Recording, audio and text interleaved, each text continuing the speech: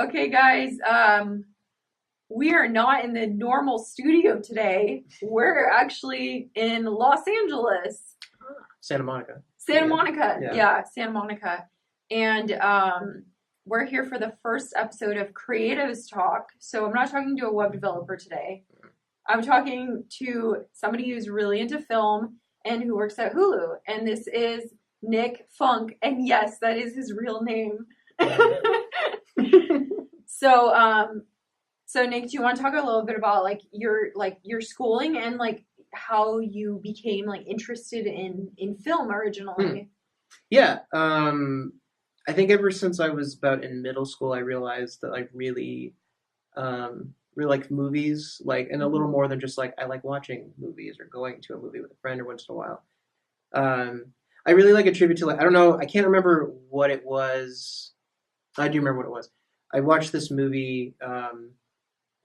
Watched this movie called Clerks, Mm-hmm. and it was this very low budget black and white movie that was made on a shoestring, and um, a lot of people attribute a movie like that to like what got them into movies. But for me, it was similar in that like, oh, you don't have to be famous or have connections or Yeah. have like a ton of like you know fancy camera stuff to like be a filmmaker. You just kind of Mm-hmm. have to have like a good story and a good script um, and that's really all you need. And get your friends together or something. So like I was kind of fueled by that for a long time as like a very big inspiration. And from that end, I kind of that's what like my self film education kind of came Hmm. together of like discover. You often like you.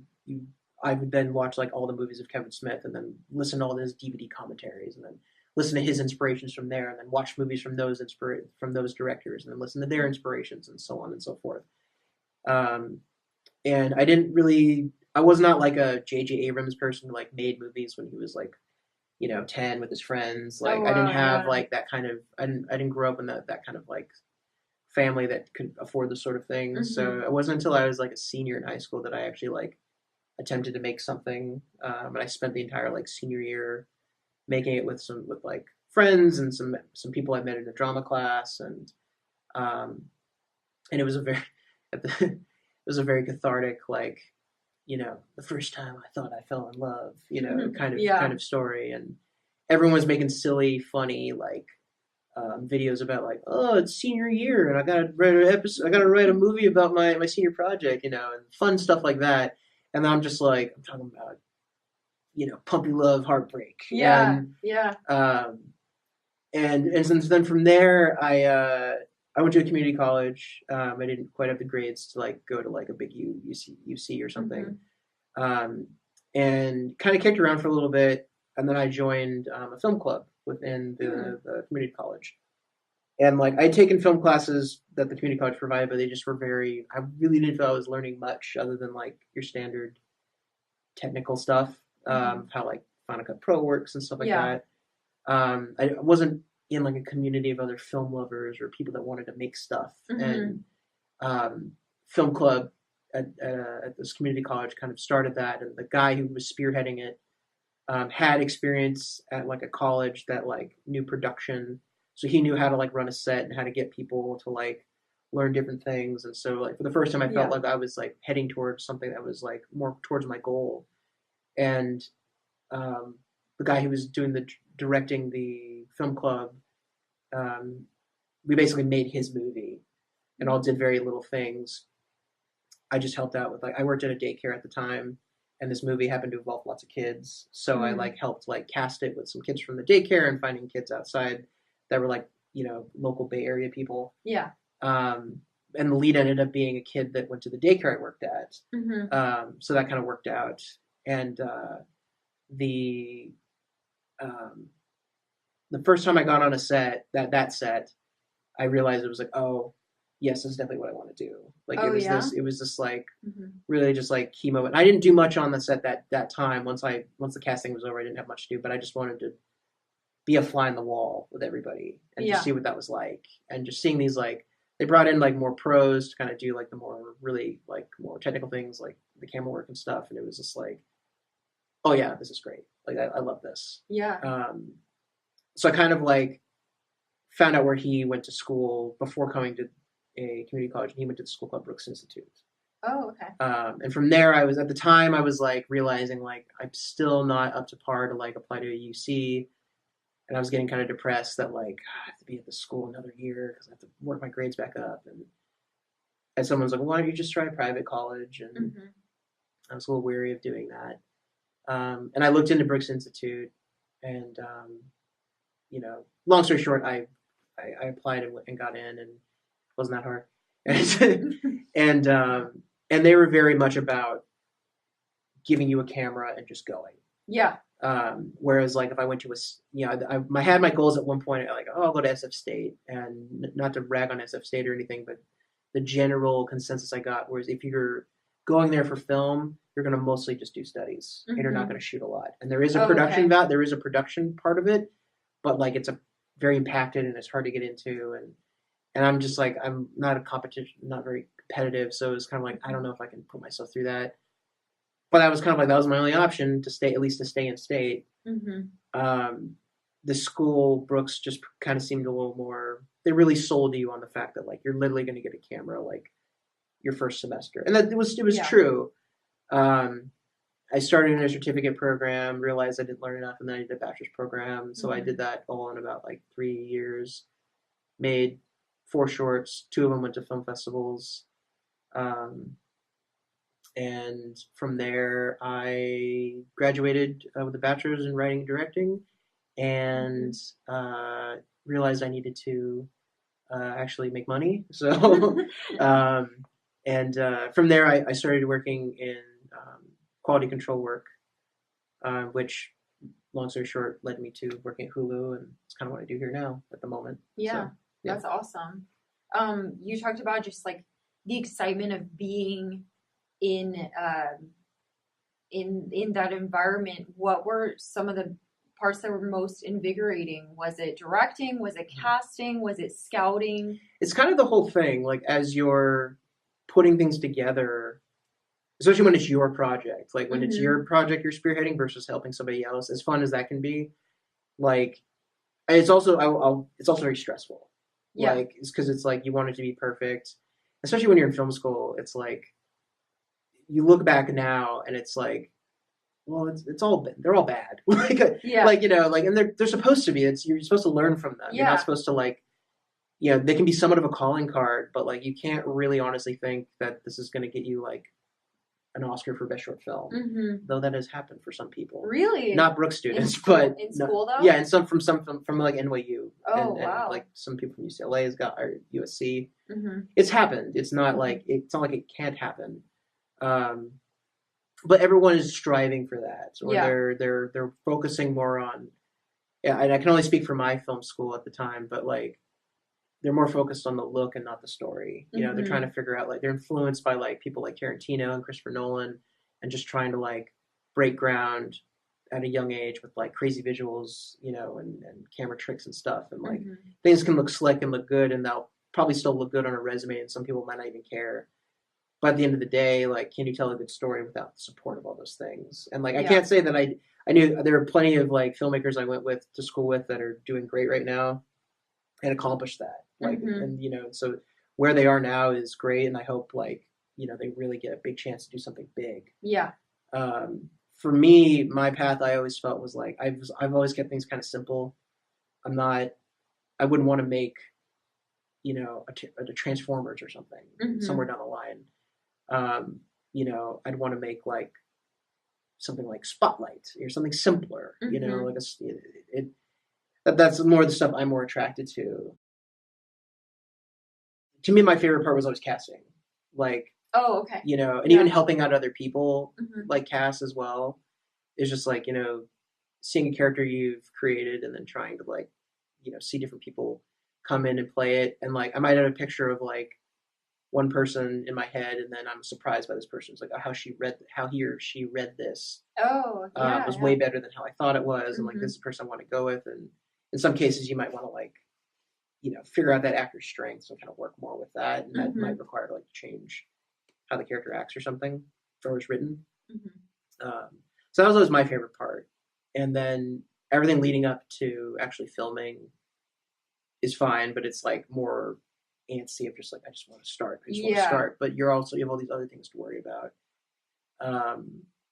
And like once you, for me, the fact that when I started making the first thing I started making, once I started hearing the words like written, like being spoken out, like it was this nice like like chill down your spine kind of like, but like in a good way of just like what's happening, it's coming alive. I hope I don't fuck this up. I hope you like this, or something like that, and and no matter what, like nothing I'll be first to admit nothing I've made is perfect, and like I could definitely I have a lot to learn. I think that's also the fun. It's just like you can obviously beat yourself up about like, oh, this could have been better, but I think like as time goes on, you can look at it and go like, okay, well, I know what I need to work on. And I need to like focus. I've accomplished this, and I think I'm good at this, but let's work more on the blocking. Let's work more on like not having so much exposition in your dialogue. And, would that character really say that? And like you might think you're so brilliant, but I've always been one that's like, I'll take some criticism before I do this. Like this can probably always be better, but also not to focus on like being a perfectionist, which is something I also have a problem with. Is like I haven't gotten a lot of stories done because I'm just like it's not perfect, and I just give up. And so I was also trying to learn to just like go through a draft and know that half of it's going to be shit, but there's the other half is going to be good. And then work around that. And that's when you hear people say like, oh, it took me 4 years to write the script. Like it's them working around the good stuff. And iterating. Yeah. And everybody's different. Some people can write, a good, something good in like a month. Yeah. Or sometimes it's years. I'm the only thing I'm working on currently in that degree is a friend of mine who produced a lot of my stuff in school is now, he made a short after film school and I helped him with that. And now he's working on a feature. We've raised some funding for it, and we have a budget ready to go.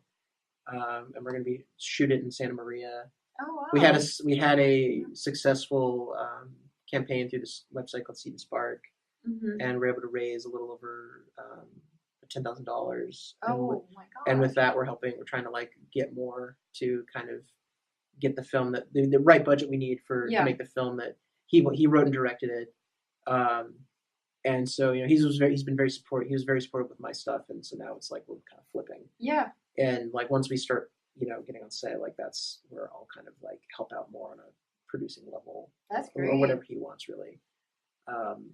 So that's I don't know when that'll happen, but that's certainly like not rushing it, getting it.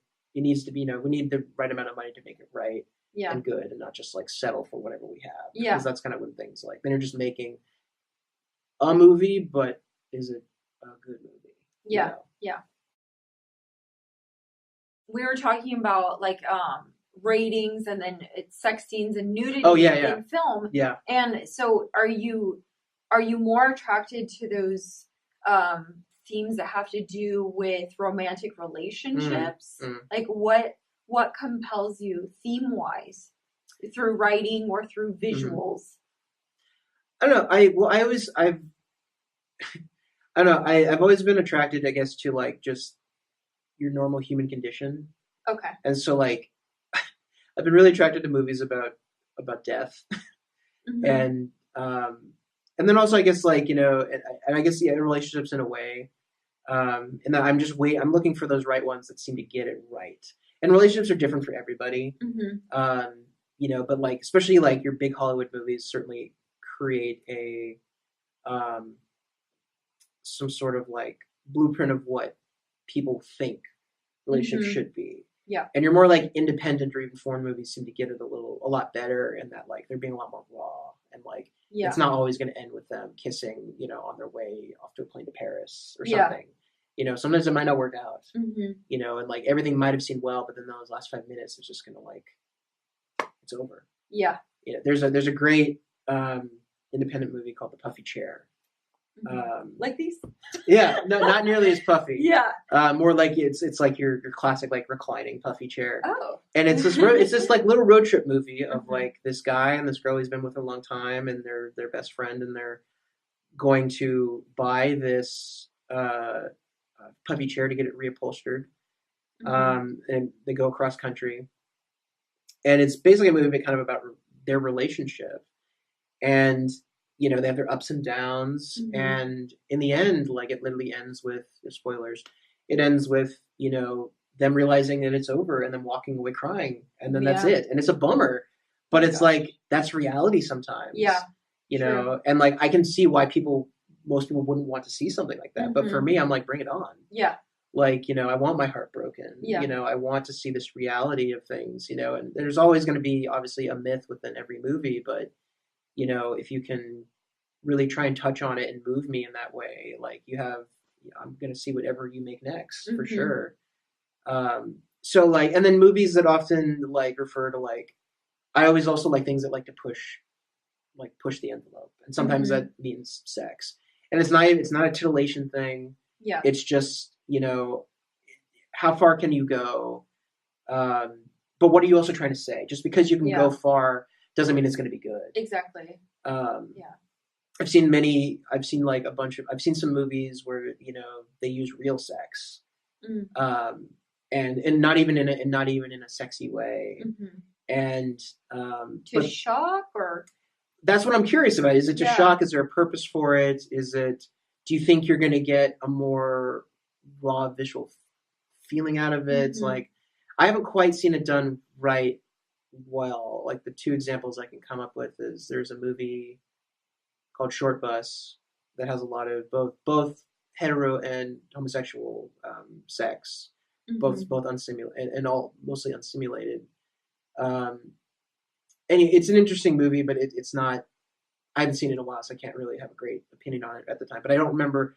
I should probably watch it again, to be perfectly honest, because like I came out like 2006, and I would have been 17. So like my idea of that probably wouldn't be very good. But there was a movie that came out a couple years ago called Love, and it's from this director Gaspar Noé, and it was the gimmick of it. I kind of needed to see it because it was a 3D movie. With unsimulated sex, and it follows like this couple and kind of how like their relationship kind of came crashing, and then kind of backtracks through their whole relationship from like the beginning to when it was good to when it was messy to when it just ends terribly. Oh wow! And he really likes to push envelopes on that kind of matter with both violence and sex, and he made a movie called Irreversible that's about rape. That's really hard to watch. The rape is not real. But still, it's a very like hard movie to watch. It's one of those like you see it once and you don't really need to see it again. It just stays with you that long. Wow. And this was like kind of exploring, I guess, like what is love, and I think is the whole point. Maybe his purpose is, I think we attribute sex as being something you do with love, and that's not always the case. And like as much gratuitous sex is in that movie, it doesn't mean that these two people are meant for each other. So I don't know why it was in 3D, but I just kind of felt like, I kind of need to see it just for the gimmick of it. And it was a very uncomfortable thing to watch with a crowded theater. But we were all in it together, so I figured like I'm not the only one that feels a little awkward and dirty. Were people laughing? Like, how were people reacting? It was a pretty silent screening. Oh man! Like and they were like, I was surrounded. I went alone, and I was surrounded by a lot of couples, but I could but it wasn't like a. Not that I was looking around, but it certainly didn't feel like people were getting turned on by it. Or, it wasn't sexy. Not really. Like like there is a lot of sex, and it's real. And there's even like I'm turning your interview into very not safe for work, but there's a 3D cum shot. Really? Yeah, and it's like, Well, I mean, is that technically considered pornography if it's within the context of film? That's a great argument people often talk about. Is like, to me, pornography is the purpose of pornography is to titillate, is to get you off, and and yes, certainly like sex and nudity in movies are meant to titillate, or it makes you interested, or you want to see because you want to see some skin or something.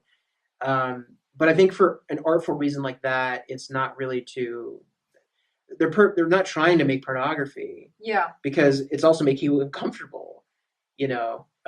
So maybe the purpose is to make you uncomfortable. Yeah, probably. Yeah. And Yeah. if you watch this guy's other movies, like he's really good at that. Like it Mhm. kind of, but it makes you think. I mean, his movies kind of stay with you, for better or worse. And I think if a movie is staying with you, even if you didn't really like it, it did affect you. Yeah. And and that's what film is, of art form, and art should affect. But it's so interesting, and it makes me think more about like kind of the contrast of pornography and then what we use. Like we use sex in film, Mhm. but we use it in a different context, so then it's not pornographic. Yeah. Like we've had an issue with defining pornography as a culture, and there was even, I think it was like a judge or some kind of general who said, I don't know how to define pornography, but I know it when I see it. Mhm. Right. Yeah. Yeah. Yeah. Which is like, what does that mean? And that could mean anything to you. Yeah. You know, like Yeah. people think. I'm sure people think that like something like just the image of Marilyn Monroe is considered like pornography to somebody. Yeah. You know, and that too is cultural. Yeah. Yeah. Yeah. But also, we're also in a time of like, I think a lot of people are desensitized from stuff like that these days. Yeah. It's not that shocking. It's not that, sexy even, because it's just like it's ingrained in like, just our media. Mhm. You see a billboard and it's the sexual undertones or innuendo that's there. Yeah. It's just you can just see it. It's, at that point you don't even need to go to pornography, I guess. Yeah. But you don't need interpretation. Yeah. It's so obvious. Yeah. Yeah. This is the dark side to the film industry. Yeah. Yeah, we were talking a little bit about that earlier. I don't know if we want to go into that really, but you were talking about the issues with kind of actors going on set and not knowing the extent to which they will have to contextualize their nudity. Yeah, and I've been reading.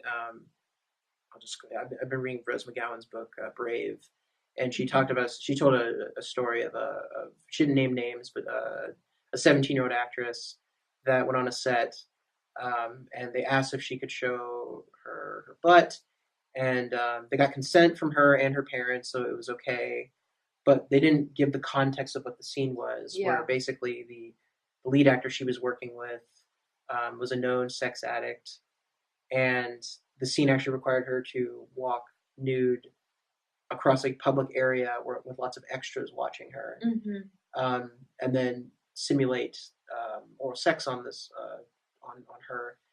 And it kind of like, from what in the book, I guess it just kind of like, it was very mortifying for her because she didn't realize the context of that because it was not told to her. Yeah. But they got the consent of showing a certain body part that was enough for them to say, well, you said yes. Yeah. And it's like, reading that was just very shocking, and I believe it. But it's just, and you don't want to believe things like that. But I think that's a thing that like I like with all these things that are coming out, is that like, it's good that these things are coming out, and it's good that we believe them and we talk about them. Yes. Yeah. Absolutely. And it's certainly, and it's sad to hear, like, there's an unfortunate double standard with like how that stuff's treated with both men and women in the industry, and not even like in front of the camera, but also behind it. Yeah. Where I think we're in a decent time where like it's not enough still, but it's slowly but surely, like, there's more diversity in directors. And just this last year we had, Wonder Woman was a huge hit, and like I think the highest grossing movie for a female director. And then earlier this year we had Black Panther, and it's one of the highest grossing movies from a Black director. Yeah. And just prior to that, you had Get Out, written and directed by a Black filmmaker, and was a huge hit, and he won Best Screenplay.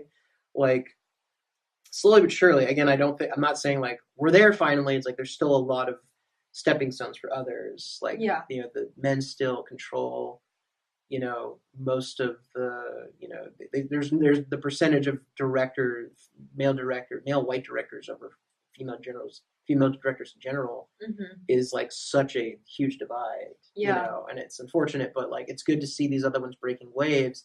for anybody who's any exec or whatever that's doubting that, like, well, we don't know if a woman director can carry a movie or a black director or an Asian director.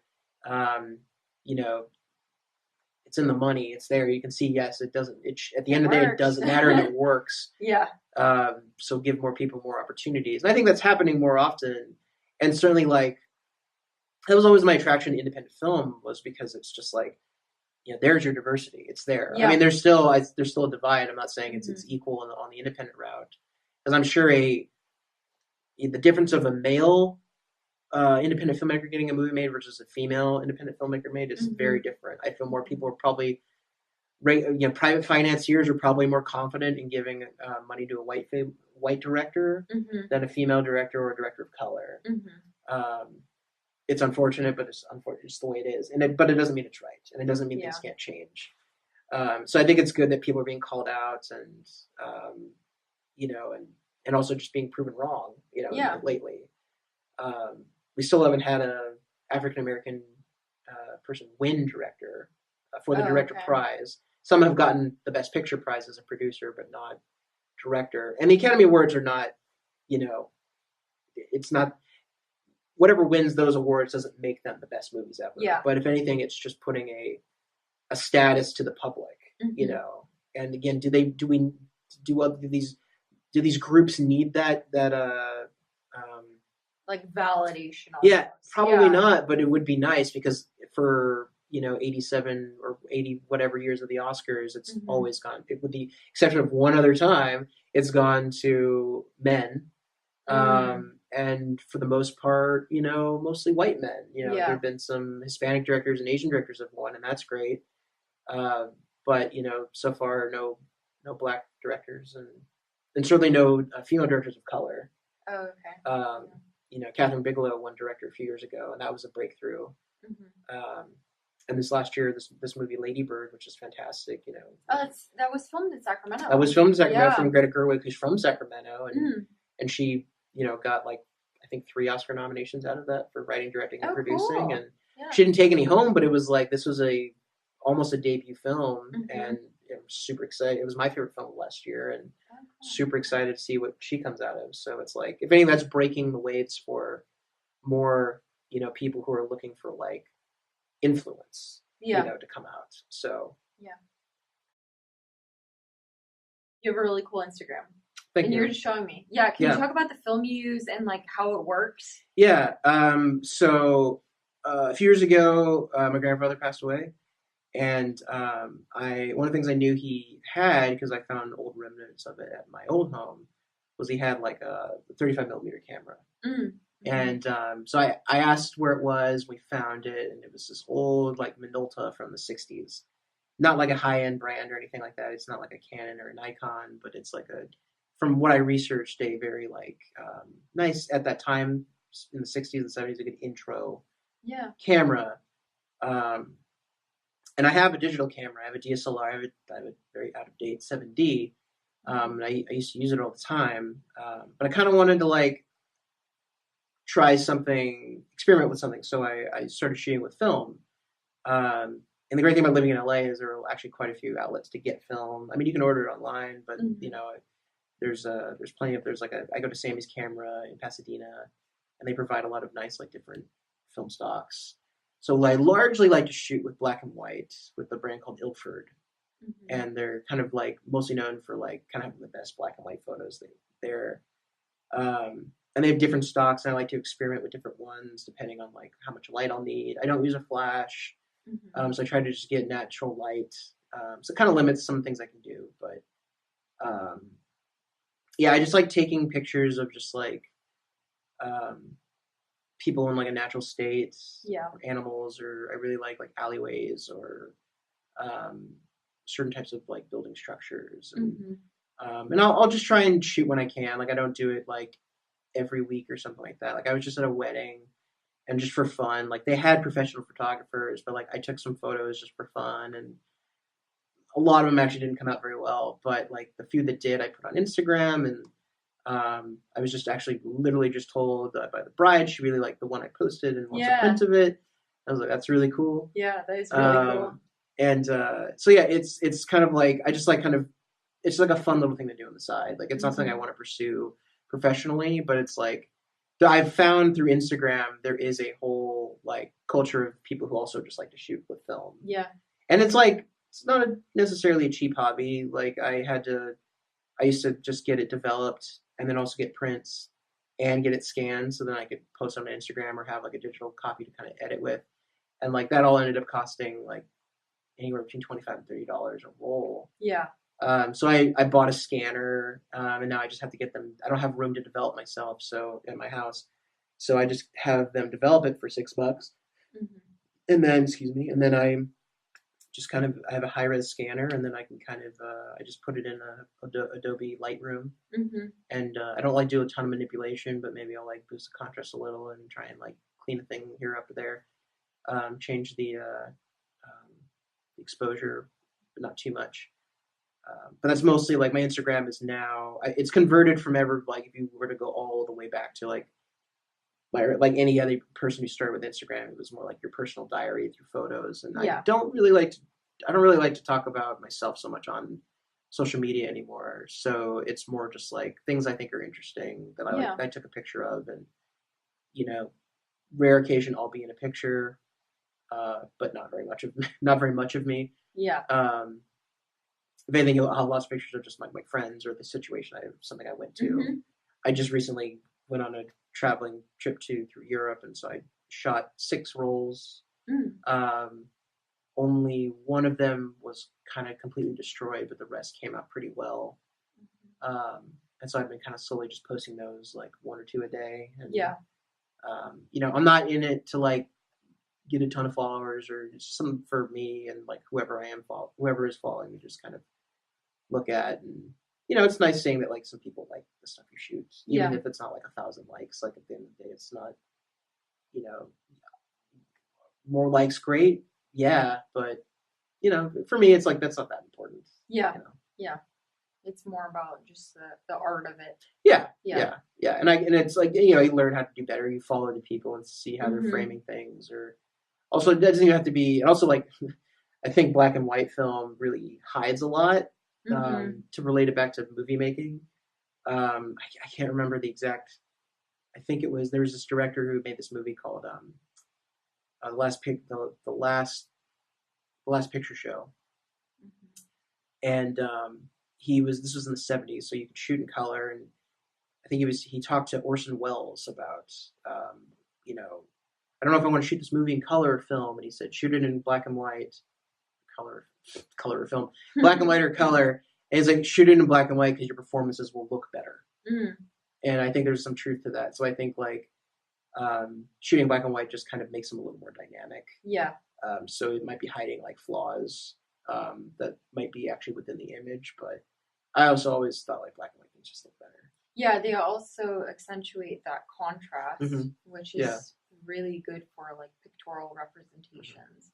And you were talking about how you've switched your Instagram so that you've kind of taken yourself out of it, and you're more like in a voyeur position, and you're taking photographs. Do you take the same approach to writing, in which you kind of take yourself out of it and you write more about others, or do you inject some of yourself it's actually, in the characters? That's kind of the opposite, because like I've also realized that like I can't avoid not writing about myself in some way. Yeah. And I've learned that that's not a bad thing. For a while, that's all I used to write about, and like, and like every character was some form of an extension of myself. Yeah.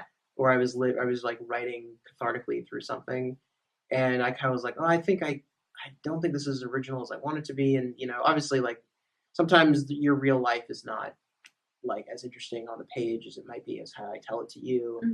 So you have to work out what works and what doesn't work. But I recently just learned that like, if you study filmmakers and learn about the person, not just the artist, that they're putting themselves in their movies all the time. Yes, they are. Even if they're not writing it, they find ways of.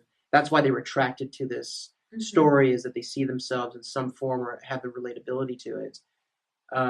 So I've had to kind of recently learn, like in the last year or so, that like, no, it's okay if you can do this. Like, obviously, don't like jerk yourself off about how great you think your life is or how terrible your life is. That it's worth the story.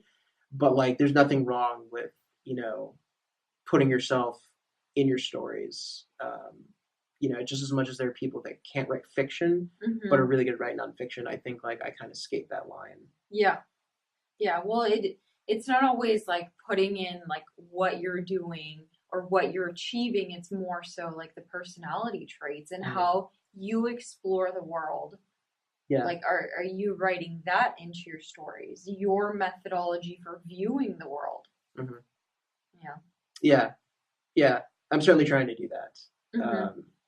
And I think also it wasn't until like the last couple of years I felt like I actually had like I finally had some sort of a voice. Yeah. But you're as an artist or whatever, you're like your own worst enemy. So it's also learning to like, getting past just that blank page and the cursor thing just blinking up and down. Yeah. I'm like, not today. Just pushing through. Yeah. And knowing that you're probably going to write something crappy, but like, as I said before, there's like something good in there. Yeah. You just got to work around it. Absolutely. Just get it all out there first. Yeah. And then work around it. Absolutely. Would agree with that process. Yeah. Standard question, but what's next for you? Oh. Well, as I said, like my friend's film, which is called Stormy. Cool. Hopefully within the next year or two, we'll kind of get going, and I'm really excited when that gets going. In the meantime, I'm trying to actually go back to school. Oh yeah, you told me and that. To kind of get my path back on track. I told you before that since working at Hulu, as much as I enjoy it, it was hard for me to kind of write. And not just because like the work was keeping me from doing it, but more like I was realizing I was writing about things I didn't know enough about yet, and I needed to live a little. So I've actually traveled quite a bit, and I've gone to Japan, I've gone to England and Ireland and Wales and Czech Republic and Canada and other various states. Like lots of travel. So I mean that's where a lot of my money's been going is doing stuff like that. But I'm like seeing parts of the world, and not that like I want to write about like global things or anything like that, but it's like giving me perspective on other things that I wouldn't normally think about. And there's definitely been some inspiring things that have come from that, and I think it's helped. Like I think it's also allowed me to kind of grow a little bit as just not just necessarily an artist, but also just like a human being. Yeah. And just seeing how other things work around the world, and realizing that like, I think I take being an American like for granted. So there's things like that I was learning that I was like, oh, okay, I could write about maybe that or something. Yeah.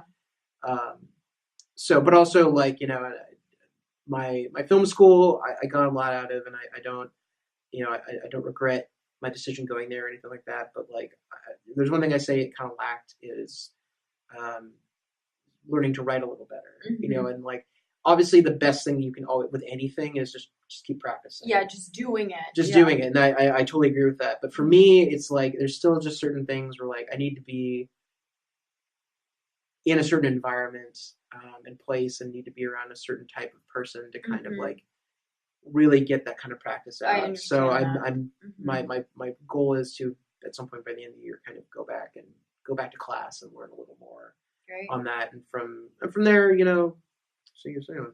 So